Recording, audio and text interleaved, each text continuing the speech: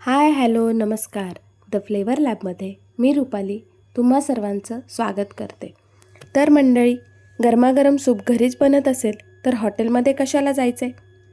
खिसा रिकामा होत नाही म्हणून नवरा खुश आणि टेस्ट मस्त झाली म्हणून बनवणारी बायको पण खुश.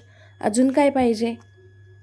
सूपसाठी लागणारं साहित्य असेल कांदा 1, हिरवी कांदापात अर्धी वाटी, कोबी अर्धी वाटी, शिमला मिरची 2 नग, गाजर 1 घ्यायचा आहे, तो छान किसून घ्यायचा आहे, कॉर्नचे दाणे अर्धी वाटी घ्यायचे, लसूणच्या पाकळ्या 10 ते 15 घ्यायच्या आहे, किसलेलं आलं अर्धा इंच आणि 1 हिरवी मिरची घ्यायची आहे. मिक्सरमध्ये थोडंसं पाणी टाकून आपण कॉर्न बारीक करून घ्यायचं आहे. मग कोबी आणि शिमला मिरची बारीक करून घ्यायचं आहे, म्हणजे ते शिजायला लवकर मदत होते. कढईमध्ये तेल घ्यायचं आहे.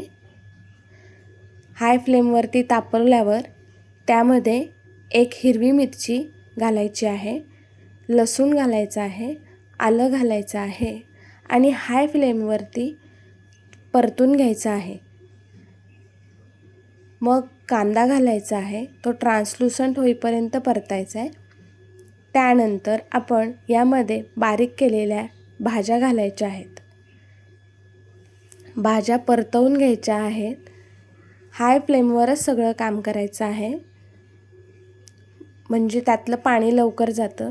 भाज्या शिजण्यासाठी मी थोडंसं मीठ घातले, गाजर टाकून घ्यायचं आहे आणि छान परतायचे. त्यानंतर आपण यामध्ये कांदापात टाकून घेतो आहे. कांदापात टाकल्यावर परतवून घ्यायचं आहे छान. आणि असा रंग आला की यामध्ये 1.5 ग्लास पाणी टाकलेलं आहे मी. तुम्हाला हवं तेवढं तुम्ही पाण्याची कन्सिस्टन्सी ॲडजस्ट करून घ्या. सॉस आणि सोया सॉस घालायचं आहे. मग त्यामध्ये काळी मिरी पूड घालायची आहे 1/2 चमचा आणि सूप छान उकळून घ्यायचं आहे. बघा किती मस्त रंग आलेला आहे. कॉर्नफ्लोअरचं पीठ घ्यायचं आहे 2 चमचे आणि उकळी आल्याच्या नंतर कॉर्नफ्लॉवरमध्ये पाणी घालून ते ॲड करायचं आहे.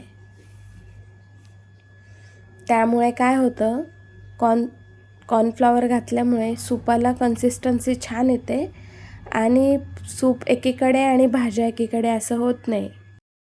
शेअर करा तुमच्या त्या मैत्रिणीला जे डाएट तर करतेच पण चव सोडत नाही. या रेसिपीमुळे डाएट पण झालं, चव पण मिळालं, आणि काय पाहिजे?